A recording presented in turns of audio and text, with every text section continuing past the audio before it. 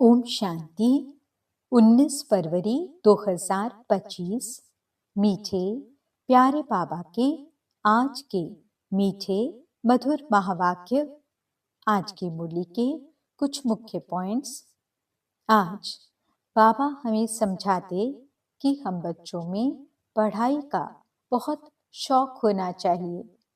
हमें अच्छी रीति पढ़ाई पढ़नी है, साक्षात्कार की आश नहीं रखनी है। शांति धाम और सुख धाम को याद करना है, इस दुख धाम को भूल जाना है। हम सुखदाता के बच्चे हैं, हमें सर्व आत्माओं को सुख का खजाना ही बांटना है। किसी से भी आर्ग्यू नहीं करनी है। प्रेम से मुक्ति और जीवन मुक्ति का रास्ता बताना है। जितना हम अपनी रूहानी शान में रहेंगे, उतना अभिमान की फीलिंग से बच जाएंगे। तो चलिए सुनते हैं आज की बाबा की मीठी प्यारी मुरली। ओम शांति। बाबा कहते, मीठे बच्चे, तुमने अब तक जो कुछ पढ़ा है उसे भूल जाओ।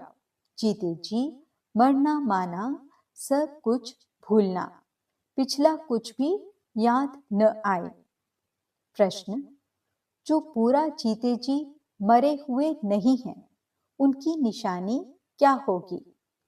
उत्तर, वे पाप से भी आर्ग्यू करते रहेंगे, शास्त्रों का मिसाल देते रहेंगे। जो पूरा मर गए वह कहेंगे, बाबा जो सुनाते वही सच है।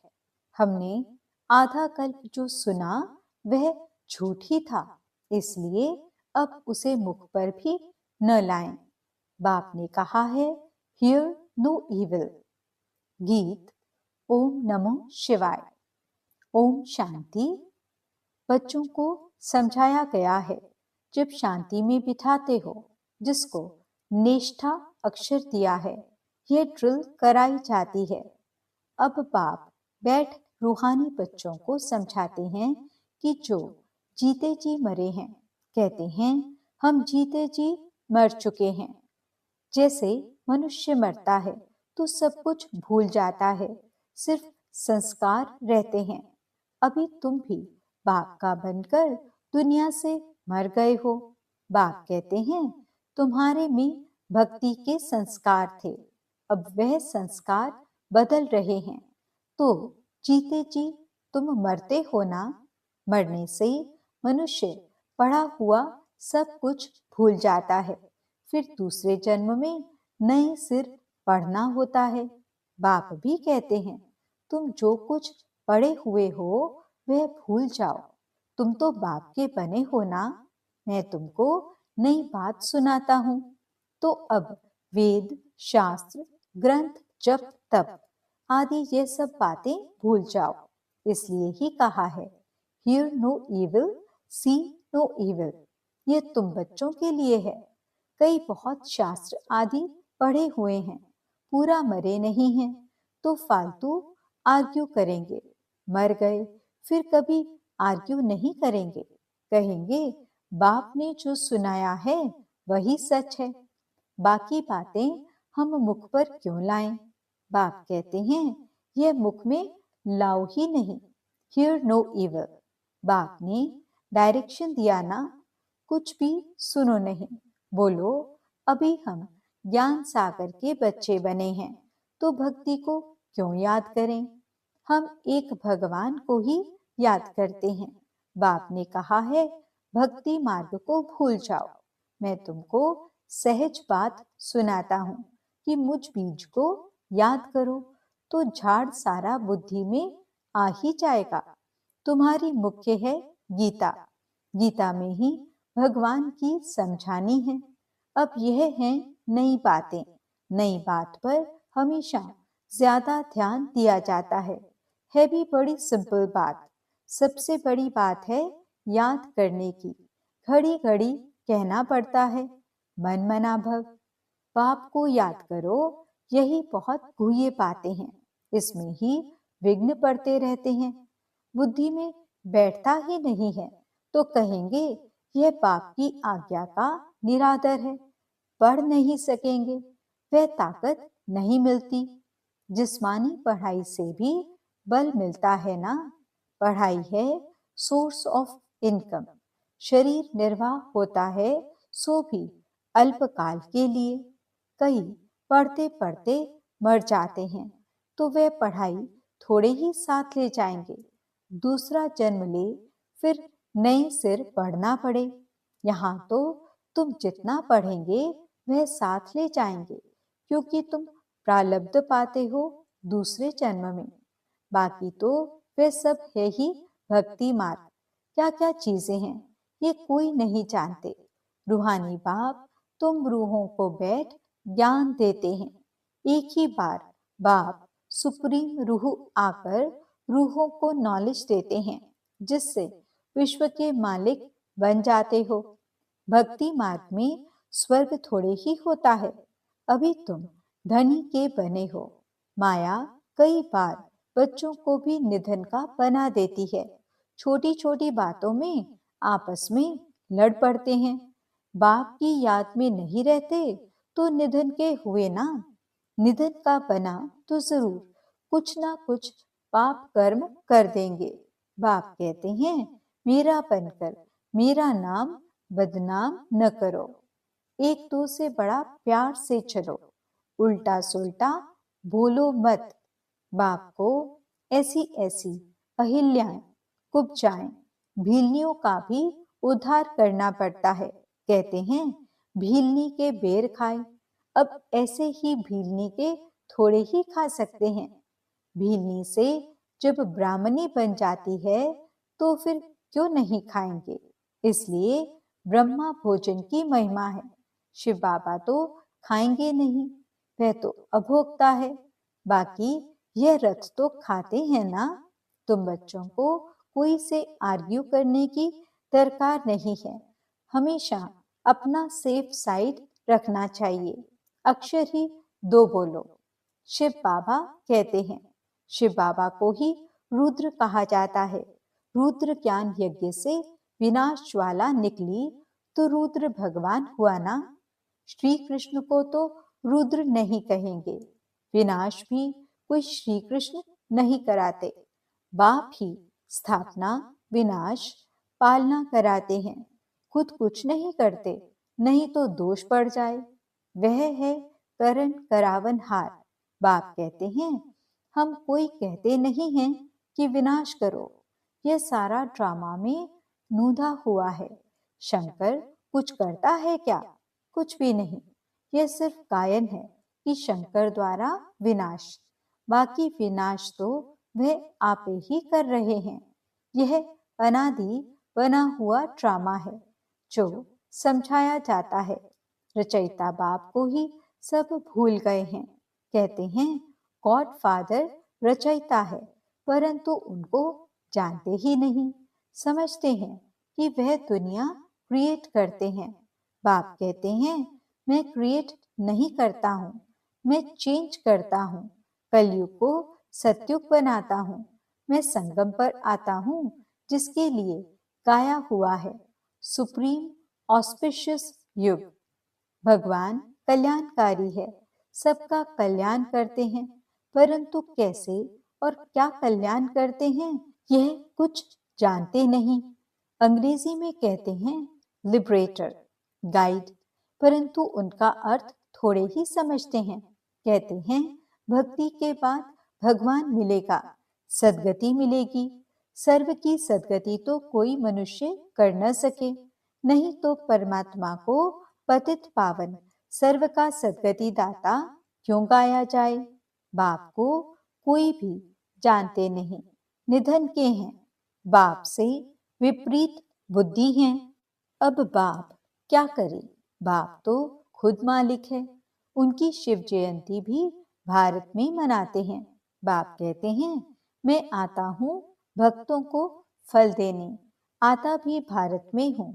आने के लिए मुझे शरीर तो जरूर चाहिए ना। प्रेरणा से थोड़े ही कुछ होगा। इनमें प्रवेश कर इनके मुख द्वारा तुमको ज्ञान देता हूँ। गौमुख की बात नहीं है, ये तो इस मुख की बात है। मुख तो मनुष्य का चाहिए, न कि जानवर का। इतना भी बुद्धि काम नहीं करती है। दूसरी तरफ फिर भागीरथ दिखाते हैं। वे कैसे और कब आते हैं जरा भी किसको पता नहीं है। तो बाप बच्चों को बैठ समझाते हैं कि तुम मर गए तो भक्ति मार्ग को एकदम भूल जाओ। शिव भगवान उवाच, मुझे याद करो तो विकर्म विनाश हो जाएंगे। मैं ही पतित पावन हूँ, तुम पवित्र हो जाएंगे, फिर सबको ले जाऊंगा। मैसेज घर घर में दो। बाप कहते हैं, मुझे याद करो तो विकर्म विनाश होंगे, तुम पवित्र बन जाएंगे। विनाश सामने खड़ा है, तुम बुलाते भी हो, हे पतित पावन आओ, पतितों को पावन बनाओ। राम राज्य स्थापन करो, रावण राज्य से मुक्त करो। वह हर एक अपने अपने लिए कोशिश करते हैं। बाप तो कहते हैं, मैं आकर सर्व की मुक्ति करता हूँ। सभी 5 विकारों रूपी रावण की जेल में पड़े हैं।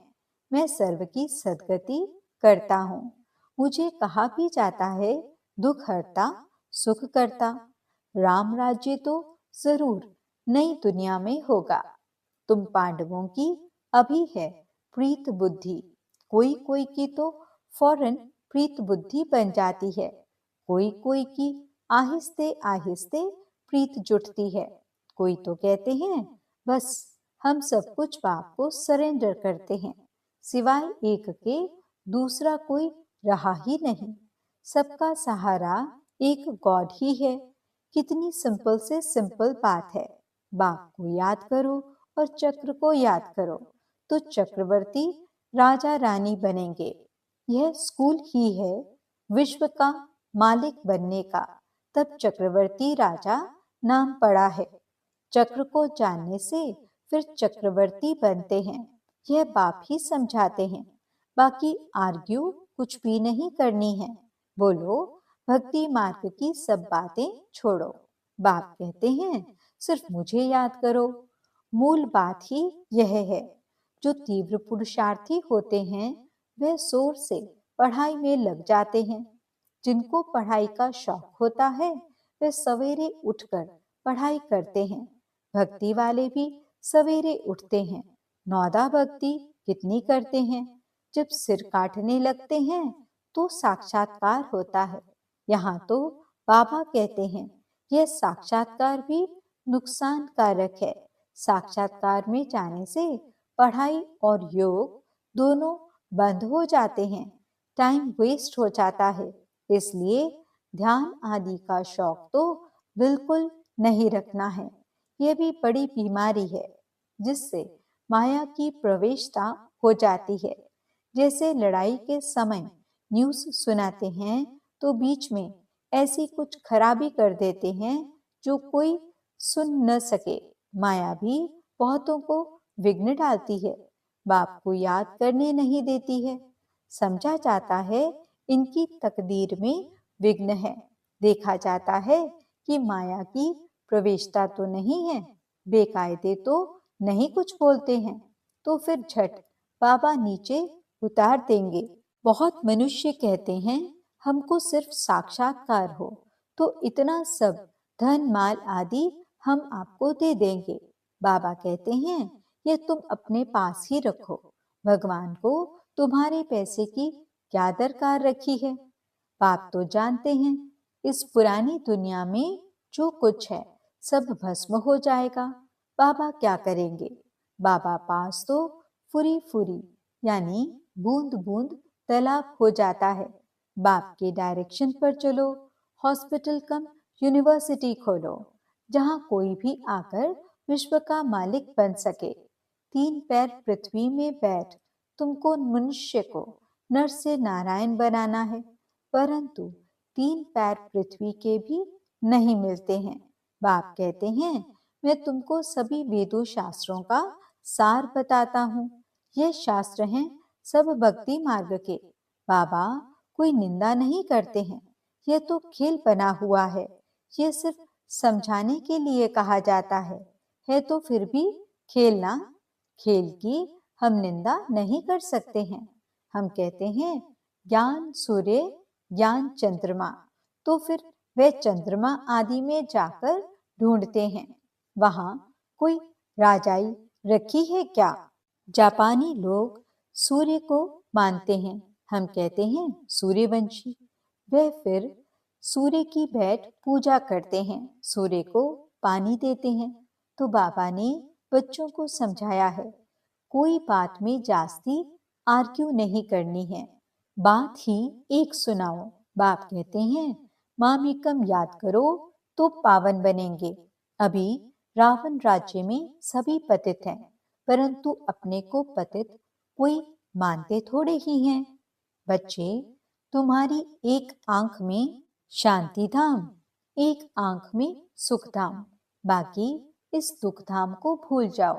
तुम हो चैतन्य लाइट हाउस। अभी प्रदर्शनी में भी नाम रखा है, भारत दी लाइट हाउस, लेकिन वह कोई थोड़े ही समझेंगे। तुम अभी लाइट हाउस हो ना।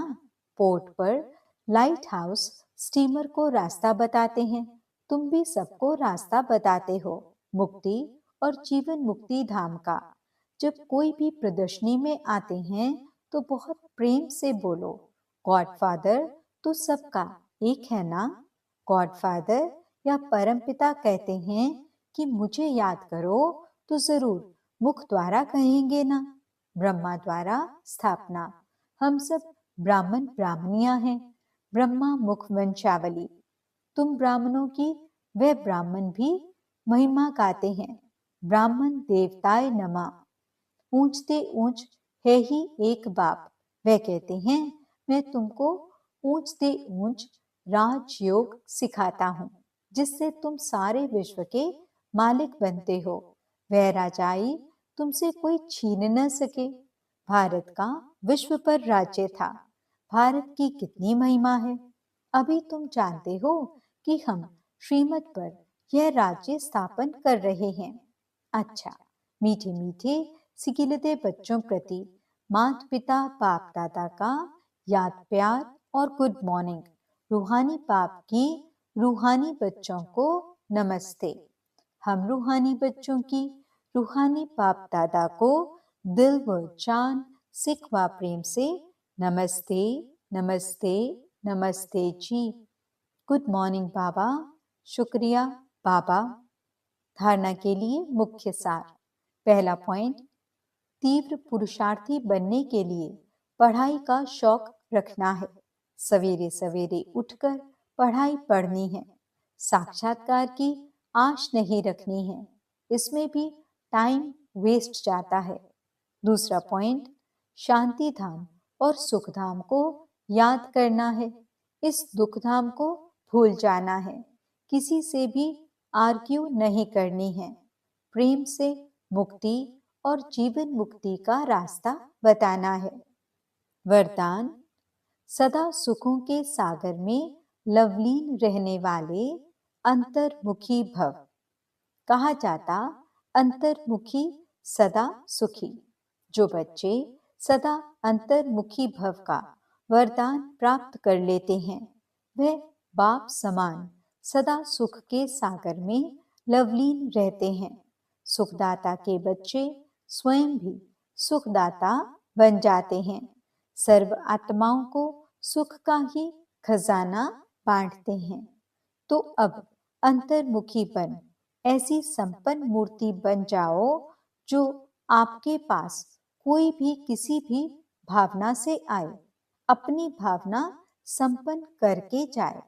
जैसे बाप के खजाने में अप्राप्त कोई वस्तु नहीं, वैसे आप भी बाप समान भरपूर बनो। स्लोगन, रूहानी शान में रहो तो कभी भी अभिमान की फीलिंग नहीं आएगी। ओम शांति। अव्यक्त इशारे। एकांत प्रिय बनो, एकता और एकाग्रता को अपनाओ। अपने को सदैव अंडरग्राउंड अर्थात अंतर्मुखी बनाने की कोशिश करो। अंडरग्राउंड भी सारी कारोबार चलती है, वैसे अंतर्मुखी होकर भी कार्य कर सकते हैं। अंतर्मुखी होकर के कार्य करने से एक तो विघ्नों से बचाव, दूसरा समय का बचाव, तीसरा संकल्पों का बचाव व बचत हो जाएगी। एकांतवासी भी और साथ साथ रमणीकता भी इतनी ही हो। ओम शांति।